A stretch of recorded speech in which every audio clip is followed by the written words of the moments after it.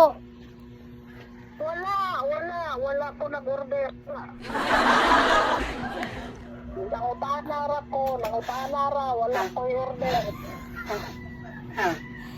Pero bakit po may order kayo? I-deliver ko na ngayon. Nandito na po ako sa Pinamungahan. Wala kayo, wala kong order. Wala kong order, ako'y kape. Ano po sinasabi niyo po? Hindi ko po kayo naiintindihan, madam. Walang pera, wala. Madam, ano po ako? Tumawag po ako ng maayos. Bahala kayo. Nilay, nag-live lagi na eh.